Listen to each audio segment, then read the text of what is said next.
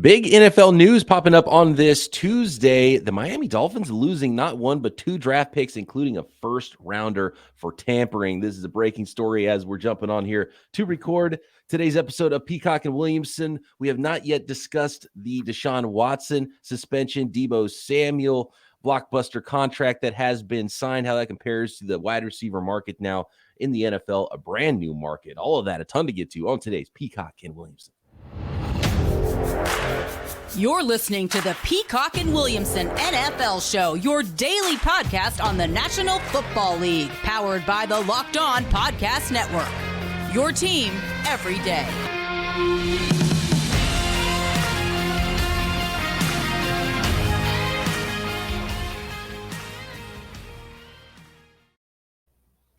Welcome to the Peacock and Williamson NFL Show. Brian Peacock and Matt Williamson at BD Peacock at Williamson NFL.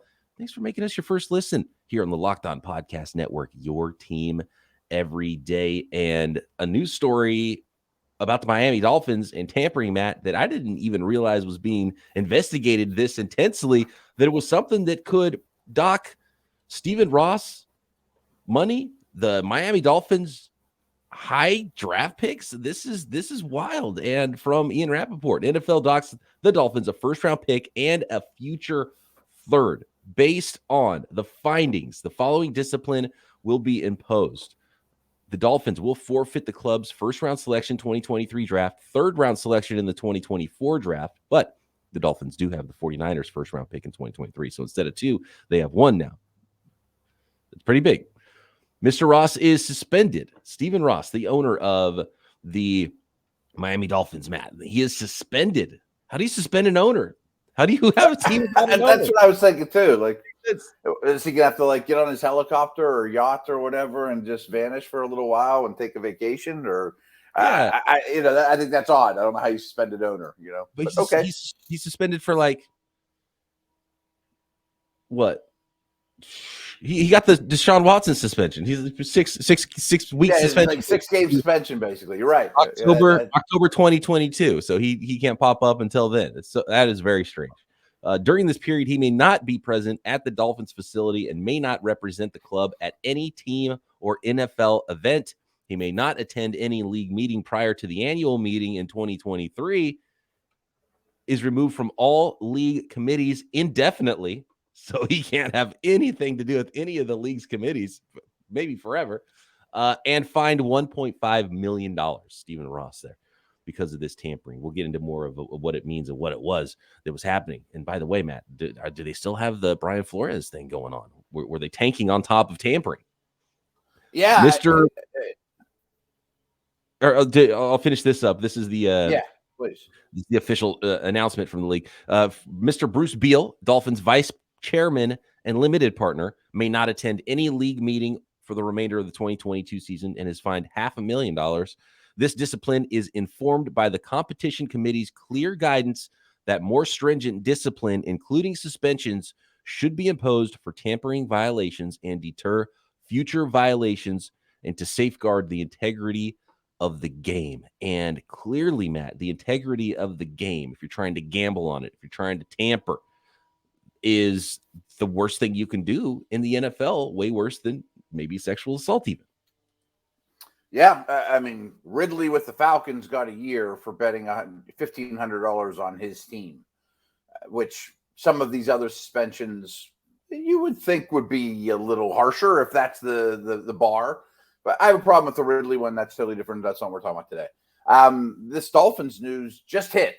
So correct me if I'm wrong. As we're recording this noon Eastern on Tuesday, we don't know if that's tampering for Teron Armstead, the Tyreek Hill trade, something in the past. I mean, usually I think that's like a free agency breach of some sort, I do have some insight on this now from Tom Pelissero, who's breaking some of this down. And it does base around two tampering allegations. One, Tom Brady, and the other, Sean Payton. So the key findings include, according to Tom Pelissero of NFL Media, impermissible communications with Tom Brady in both 2019 and 2020 when he was with the Patriots and 2021 when he was with the Buccaneers, as well as impermissible communications with Sean Payton in January of 2022. So they've been trying to swing Tom Brady and Sean Payton when they are already under contract with other teams, multiple teams. So that's really what this stems from, according to Tom Pelissero. He goes on to clarify a few things here, if I can find it. But I think that is the number one thing is tampering with Tom Brady.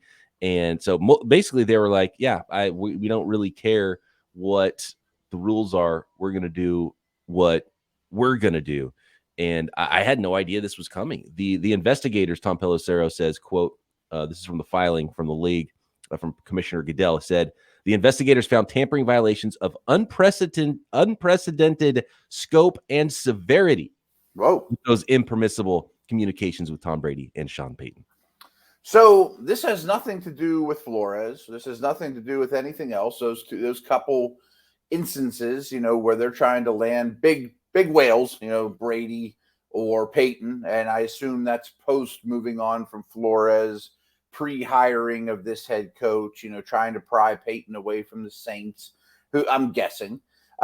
Brady and Miami have been linked together for a while now. And I don't know the exact details or the exact, roots of all that, but I think Brady's best buddy or really, really close friend is either a partial owner of Miami or is set to take over when the Ross family sells, which I think is on the horizon too. So Brady and the Dolphins have been linked together time and time again. And maybe he ends up there in the front office or as a player for one more year when it's all said and done. I don't know.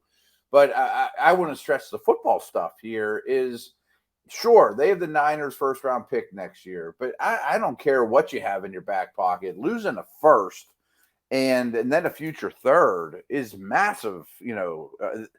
That's a lot worse than Deflategate or, they must have been bad boys. You know what I mean? Like, that is a massive penalty. And, it immediately makes me think they set this up, in a way where we have 2 first-round picks next year. Supposedly it's a great quarterback draft. Of course, we're getting ahead of ourselves. But if Tua flops, we can combine these things and go get his, successor. Where if your Niners end up with the 25th pick overall, and that's all you have in the first round, that's not going to help you replace Tua all that much. I wasn't ready for the story this morning. I might have to I don't know what to think of here and power through this. So we're going to talk Watson, Yeah, exactly. We still have to get to the Deshaun Watson stuff.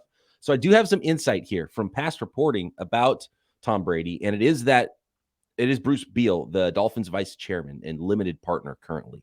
Okay. Is he the one that was also suspended? And he was the one that was suspended and fined $500,000. Yes. And so Bruce Beale and Tom Brady are friends. Beale is a 52-year-old Harvard graduate. Beale was amongst the group. You always see Tom Brady and, some of the Patriots guys and some buddies at the Kentucky Derby. Yeah. Beale was with Tom Brady at the Kentucky Derby in 2019. Yeah. So he's an inner circle guy with Tom Brady. That is why Tom Brady's been connected with the Dolphins as being a part owner potentially. And there's past reporting that if Stephen Ross steps out, then Bruce Beale would most likely step in as the the managing owner there of the Miami Dolphins. And so, and it hasn't been a secret in the past that the Dolphins had been in on Brady and really, I think the Payton stuff, there was rumors there too. And now we know why there's those rumors, because they were tampering as hard as they could to bring those guys into the organization. Yeah, and we kind of opened this with a joke of how do you suspend an owner? He may even own the facility or own, and you're telling him he can't even walk in there. And I immediately thought, like a mob boss gets locked up, and so the consigliere runs things. Well, maybe Beale is the consigliere, and there's another guy that can't, work things from the top. But right, yeah, I don't know. So now you've got like one of the corner boys running the show. Right. It's chaos. The other families can move in. Oh, that is a wild story that I did not expect to see today. And big things happening in the NFL. Seismic shifts here. Seismic. Next, we've got to talk about the Deshaun Watson suspension, what we think about it, what the NFL should now do with the ball in their court, what might be the next step with the league. And this thing might not still be over with Deshaun Watson and his 6-game suspension, and some new signings. DK Metcalf Deebo Samuel, McLaurin, A.J. Brown, the new market for wide receivers in the NFL next. But I got to let the folks know about the newest flavor from Built Bars. It is the cookie dough chunk puff. They have arrived, and if you haven't tried the puffs yet, you're probably depriving yourself on one of your life's greatest joys. If you love yourself some marshmallow and you want to eat something that is good for you, that tastes amazing, that is high in protein, low in sugar, low in calories, delicious, indulgent cookie dough, that's the new flavor of Built Bars at Built.com. And of course, covered in 100% real chocolate, along with light, chewy texture, real cookie dough chunks, and of course, that chocolate that really sends it home. And that's why I love Built Bars, because they're covered in real chocolate, not some fake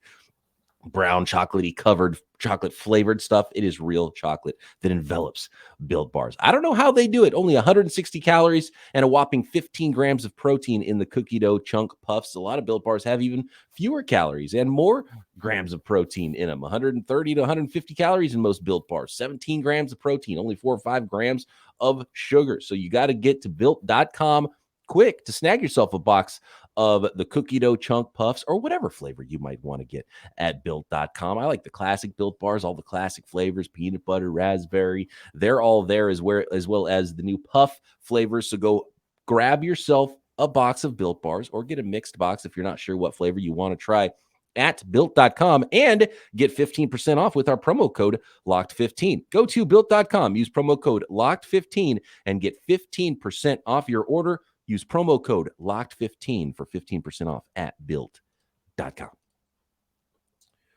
Okay, Matt. Initial response. It hasn't even been that long. It's been 48 hours since the Deshaun Watson suspension had been levied by the league or by the independent arbitrator. 6 games, which I think almost everybody I've encountered feels like that's very low and somewhat surprisingly low.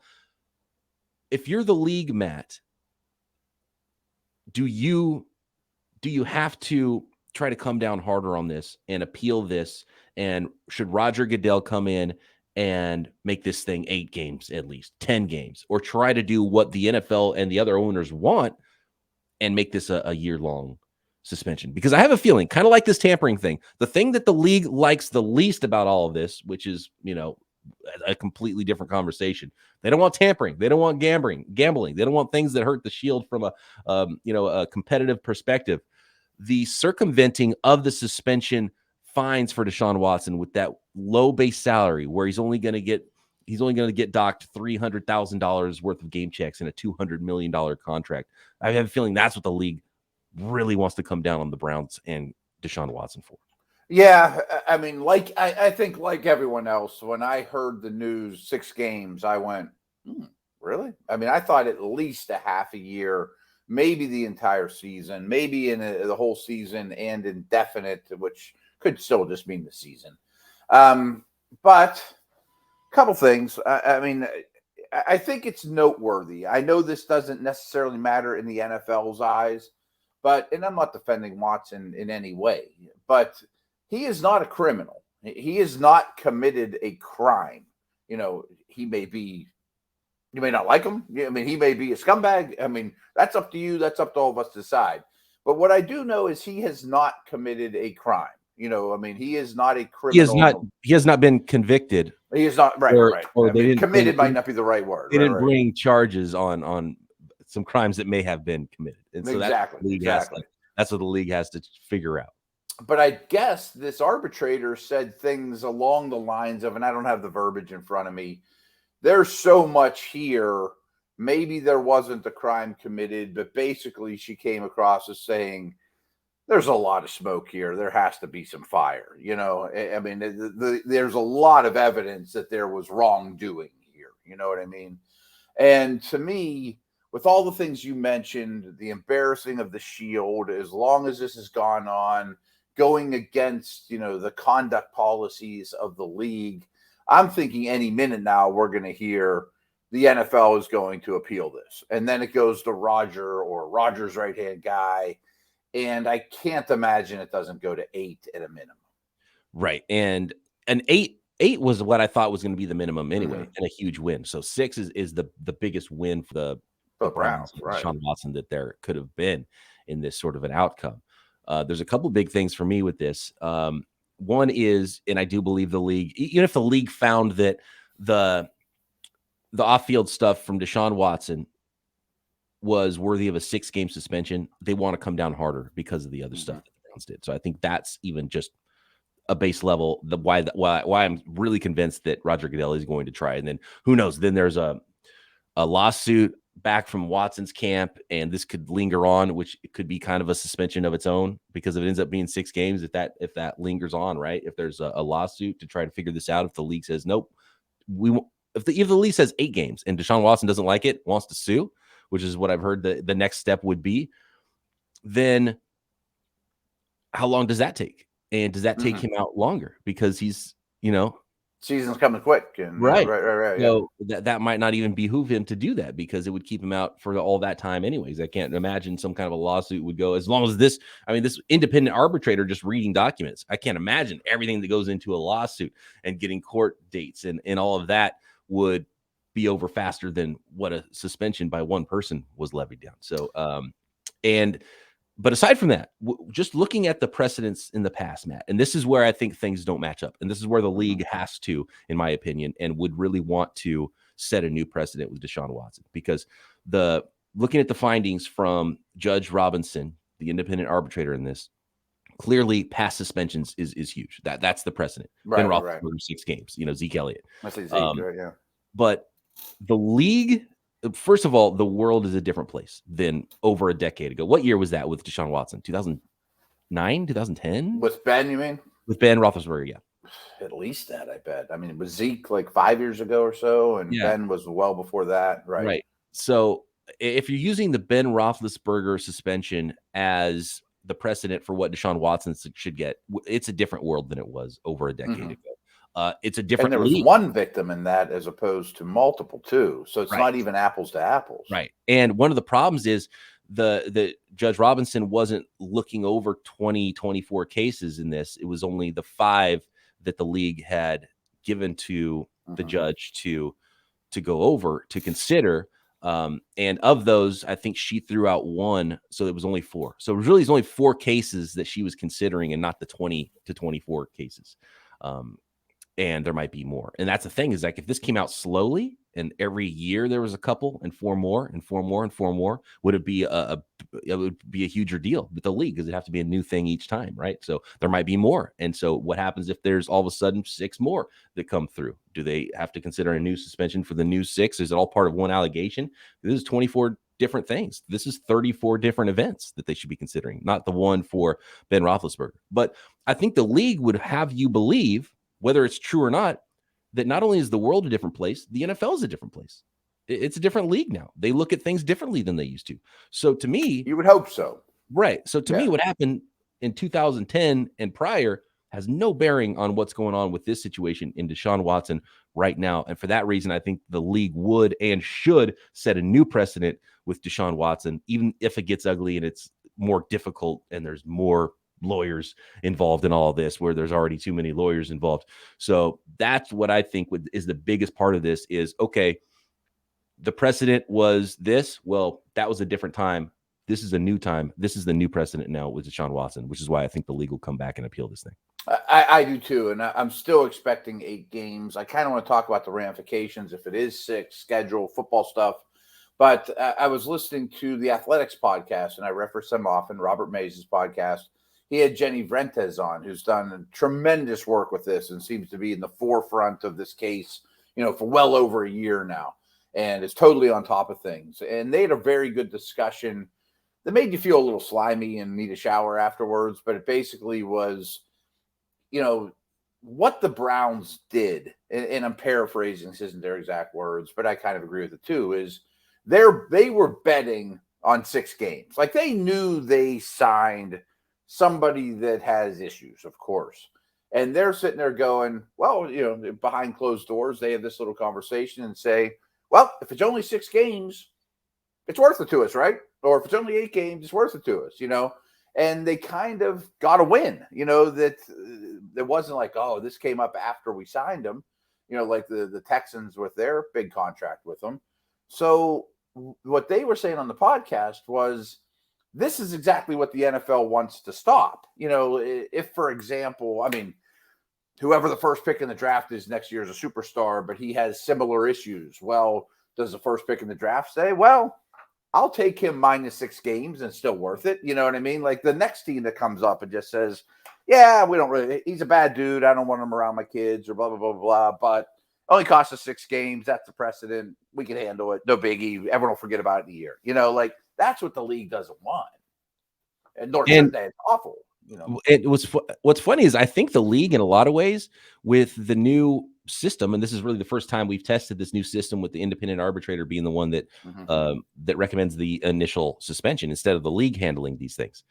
And I think the league wanted it out of their hands so they could say, well, you can't get mad at us because we didn't levy that suspension if you think it's wrong. If you think it's too much, too light, it was an independent third party that decided this. And so I think the NFL wanted that. But this all of a sudden it's like, oh man, it kind of bit us because this is one of the occasions where we don't want that third party. We don't want to be able to say, oh, that was their decision, so you can't get mad at us. I think the NFL wants to come down harder this time. And so kind of, I think one of the things they wanted in this whole process might have ended up hurting them in the end. And I think, eventually I think they'll like that there's a third party arbitrator figuring these things out. But in this case, I don't think so, because I think the league wants a lot more from the Browns. They want to hurt the Browns and Deshaun Watson more for trying to circumvent the whole thing. And again, that's, I think, what really probably makes a lot of the owners around the league mad. Let's talk Browns football in the third segment here. Yes. What I do believe is no one is happy with the amount of money Watson's going to have to spend on this. The fines are like nothing, which again was the Browns kind of giving the whole process the middle finger, saying, and deep down, and I have no inside scoop of this, and maybe I'll learn more when they're at the bars tonight or whatever, and what the people around the league think. But I bet 31 owners aren't thrilled with this outcome. Well, Stephen Ross doesn't get in the vote anymore. So I guess 30 left. Good point. Yeah. Okay. Let's talk more football with the Cleveland Browns, what this means for them, and the latest signing in the NFL of a big-time wide receiver. And there's still more out there that could get some big money. And now this has changed all of that. But first, I want to thank everybody for making Peacock and Williamson your first listen. For your second listen, make sure you're checking out the Locked On NFL podcast coming at you daily. Peacock and Williamson is on the Locked On NFL channel on YouTube. Make sure you are subscribed up there. And your team is covered right here on the Locked On Podcast Network, no matter the sport.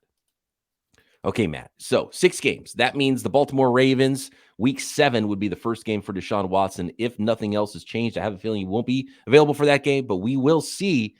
What do you think this means for the Dolphins? I already know that their BetOnline win total it was the Super Bowl odds have gone from 33-1 to 18-1 since this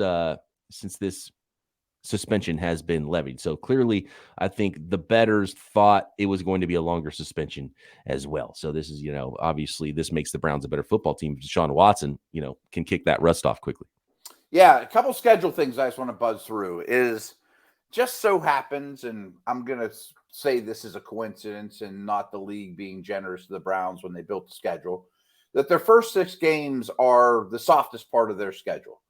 So here's at Carolina is the opener. Who's favored in that game, BP? With Brissett? With Brissett, I would think that instead of Watson versus Baker, instead of Watson versus Darnold, it's Baker versus Brissett. I think that does swing things. Is it at Carolina? In Carolina. Yeah, I'll give Carolina 2 points. Okay, but close game. Close to a pick 'em, yeah. Then Cleveland hosts the Jets, which I think they're favored in, unless week 1's a total disaster. Then they host the Steelers, which is probably a pick 'em game, don't you think? A Thursday night game at home versus Steelers. That's probably a pick 'em, give or take. Yeah, Steelers got their own quarterback thing happening. Right. We'll see, how good Trubisky is out of the gate. By the way, Kenny Pickett taking some second team reps? Yeah, that was all part of the plan. Don't look into it. No big deal. Okay. We were actually talking about that as it was happening. He's still in over his head. Anyway, and then they go to Atlanta in week 4. I think they're a favorite there no matter what, And and then they host the Chargers and Patriots, both of which I would say they're probably a dog, but they're at least home for those final 2 Brissett games. Yeah. So if you get 2 or 3 wins in those 6, I think you're still very much in the mix, at least. The Browns would kill for being 500 when Deshaun Watson comes back in week 7. 100%. I kill for them. Yep. So, but here's a couple notes I just want to throw in there too, because week 7 at Baltimore, and then you host the Bengals week 8. With Watson not playing all last year, I don't expect him to be great in those 2 games. Like, I don't expect him to come off a year off, 6 games suspension where he hadn't practiced, and boom, go to Baltimore and just tear the Ravens a new one and then rip up the Bengals the next week. Yeah. Then they have a bye. And just the weight on Deshaun Watson, because I'm sure all this is weight on him. And where is he going to be mentally? He's not going to be as locked in a mid-season quarterback form as most quarterbacks are. He might have like almost a mini rookie season, sort of a hangover team, right, for a month, for 4 weeks, right? So if it goes bad with Brissett, could they be 2-8 by the time he's really starting to 2-6? Right. And I think the bye comes at a good time. But if you are 3-3 with Brissett, and then you get wiped out by Baltimore and Cincy in that division, that's brutal. Then you at least get a bye. But here's the thing I think is really interesting that I haven't heard other people talking about, but is in those first 6 games, 4 of the Browns' home games will be Brissett games, which I don't expect the road crowds to be particularly kind to Deshaun Watson. And much of his home schedule is already sucked up by games he's suspended for. It's wild.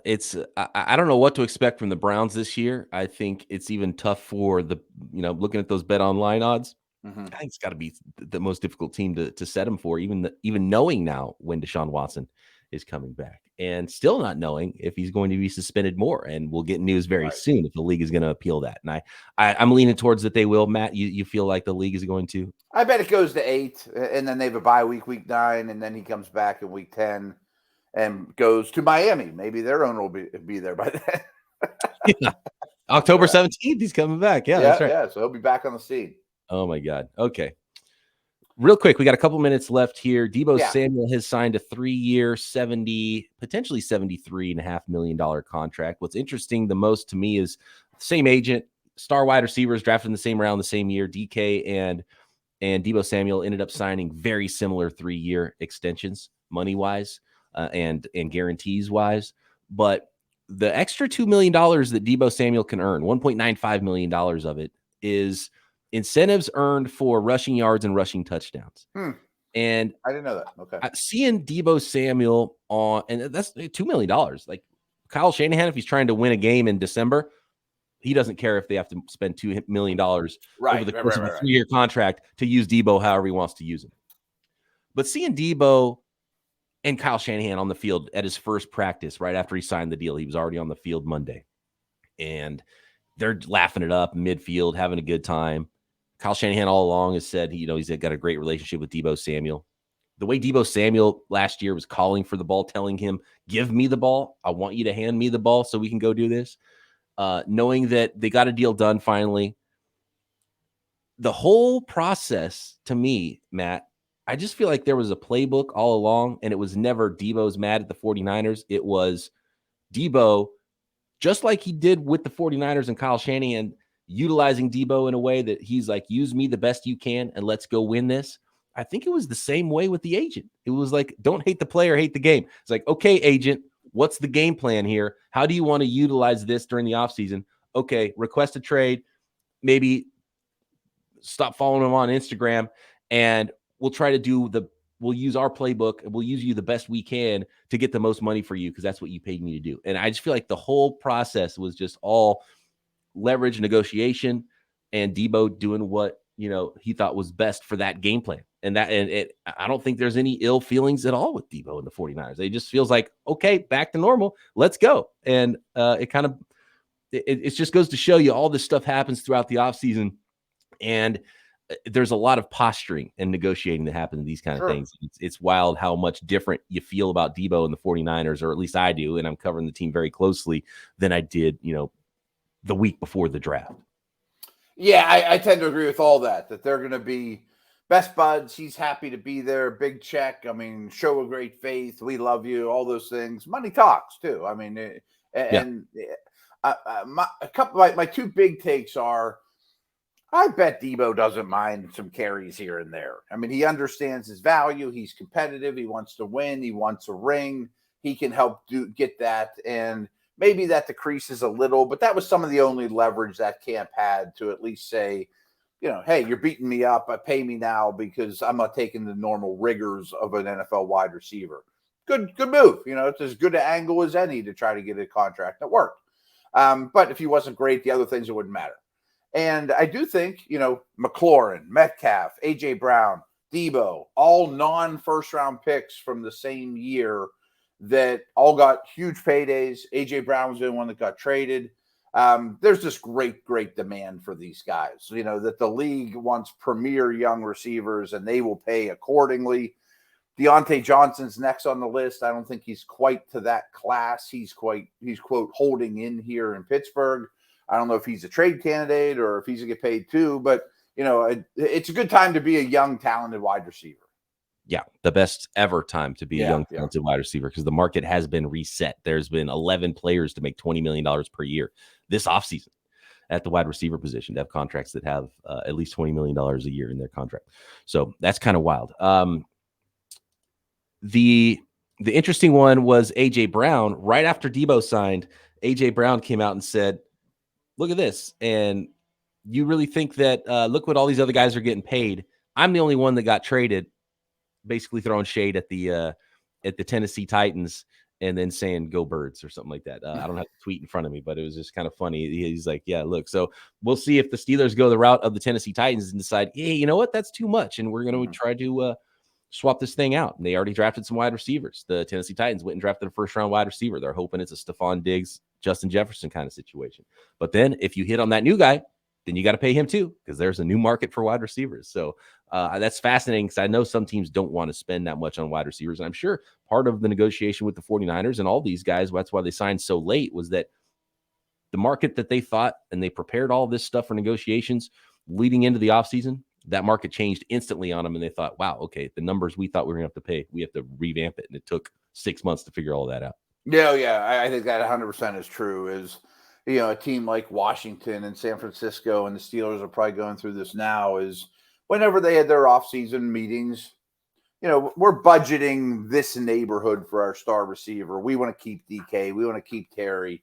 But, boy, we didn't expect the market to spike like this. I didn't know Adams and Hill and Brown were all getting traded and signing massive deals. And, so this took us aback a little bit. We need to regroup and say, are they still worth it in today's market? And they all came to the same conclusion, basically, that these are special players at what is becoming a premium position.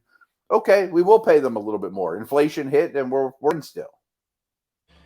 Yep, inflation, salary cap exploding as well. They can fit more stars under their budgets. And we'll get more into Deebo and DK and those rosters when we talk about the players to watch in the NFC West coming up. We still got 3 more NFC divisions for players to watch throughout the preseason coming up on Peacock and Williamson. Thanks for making us your first listen. Matt and I back tomorrow right here, Peacock and Williamson.